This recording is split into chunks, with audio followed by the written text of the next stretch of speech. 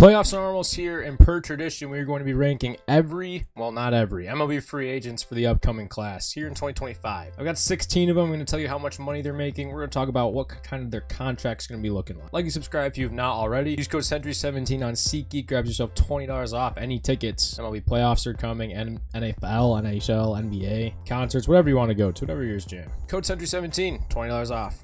Let's get into the video. So really this time there's really only 4 tiers. You got guys who were going to think making 30 mil a year, 20 mil a year, 15, and then 10. There was a less than 10, but I took it off because none of these guys are really going to make less than 10, I don't think. Let's start with Blake Snell. I think someone's finally going to give him the long-term deal. I'm really sorry if I talk fast. I already recorded this video and then I found out the audio didn't record. I think that the conclusion I came to is that Blake Snell is going to make between 20 and 30. I don't think he gets to 30 plus a year. He's had hot stretches this year. He started out the year hurt, didn't really have the spring training. I think someone's going to give him probably about 5 years. Probably somewhere between 25-ish, 27 a year. Makes the most sense. Verlander, I landed between 15 and 20. His contract he got most recently, obviously, over 40 a year. He's kind of been getting shelled this year at a 5.55 ERA. It's not really looking good. He's kind of starting to look a little older. The name holds value, though, and older pitchers are going to get paid a little bit. Verlander's that kind of guy. Jurickson Profar probably will get a contract between 10 and 15 mil. It's one pretty big outlier year, let's be honest. He's playing phenomenally, though. 24 homers, 85 RBIs. Like, Profar is balling out this year, and he deserves to be paid. He's probably going to get about 3 years, maybe 13-ish a year. So, yeah, I think he's coming off a 1-for-1 deal right now. Corbin Burns is going to get over 30 mil a year. This guy is so much younger than we ever can really imagine. He's 28. He's probably going to get 7-8 years, over 30 a year for sure. I think it's going to be something like 8-4-250, maybe more. Corbin Burns is awesome, giving him a real ace in that rotation. Let's hope they can sign him long term. I think Max Fried is in a similar but not the same boat to Blake Snell. I think he'll get less years, same amount of money though. Fried deserves. I know he's kind of had a hard time staying healthy recently, but when he's healthy, he's a baller. That 2022 was his best year. Max Fried will be rich, and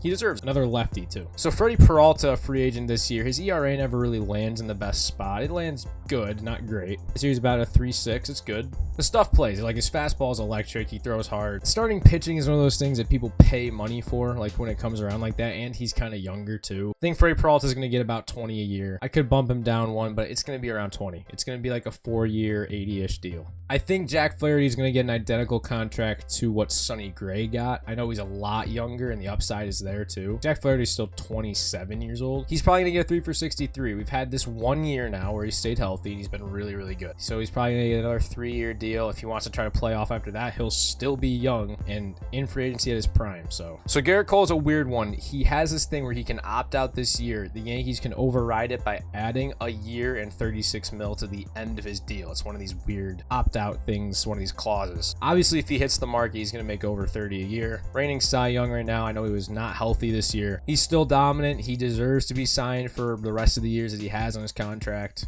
Garrett Cole's his stuff. How much money will Juan Soto make is going to be a really fun discussion. And I kind of went over it last when I recorded this video. I think he's going to get probably 12 years because he's still 25 somehow. Probably about 12 years. He should make 45 a year. Aaron Judge makes 40. That was a couple years ago. Juan Soto is so much younger than that. Like, he could still get better somehow. So 12 for 500 is not a ridiculous thing to say. Paul Goldschmidt's on here.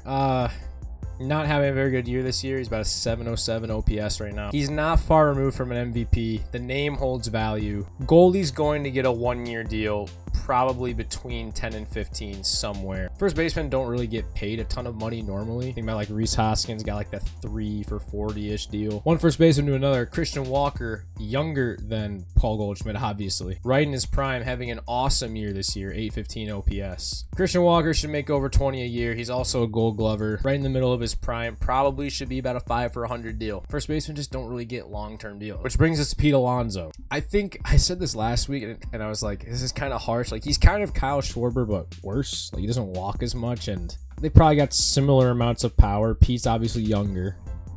And Pete Alonso's got over 200 career home runs in just a few years now. Over 30 homers consistently. He's a power first baseman. He should get over 20 a year. It's not going to be anything like 30. He should probably get 4 or 5 years as well. But he's more of a DH is the other thing you got to think about. Gleyber Torres is a weird one too because, like, he's not having a very good year this year. Last year, 800 OPS. Was pretty decent in the field. Like, Gleyber had a nice... It's really kind of gone downhill this year. And in free agency, I think he'll get 10 mil because he's still one of the better second basemen in baseball. The name still holds value too. He'll probably get 2 or 3 years, about 30 mil. So Alex Bregman's a little bit of a torn one as well. Like, he probably will get over $20 million a year. It's going to be for how long? Because we know he's still young. He's still just about 30 years old right now. He hasn't really been the same since he got hurt back in whatever that was, 2019, 2020. It just hasn't really been the same. 2022, when they went on their run, he was better. This year, he's about a 750 OPS. The glove still plays. The glove is still great. But someone's going to take a flyer on him for the 20 mil a year, at least. Anthony Santander. He's a switch-hitting DH who can hit 40 home runs, apparently. That's kind of the way you got to look at it. Santander probably... I'm not going to say he's going to get 20. It's 1 year. We got to think about that as well again. It's probably going to be like 4 for... I don't know, 5 for 75, something like that. More years, a little less AAV. 5 for 80 probably. Let me know what you guys think about that one, because that definitely could be more than what I'm saying, but feels like it's about right. Like, he's not super young either. Last but not least, we got Max Scherzer. I think Scherzer's going to get more than Verlander. He looks better. I know he's not healthy at all this year. He looks better than Verlander does. I think he's a little bit younger. There's more left in Scherzer's arm than there is in Verlander's. Like, he could be an impact piece in a rotation next year. Weird that contract he signed is already up, because I remember the day that happened. All right, that's the tier list. Let me know what you guys think about the free agents down in the comments below. Postseason baseball's right around the corner. Hope you guys enjoy it. Enjoy the stretch run. You got 1 more week of regular season ball. God bless. Enjoy the ball. See you guys.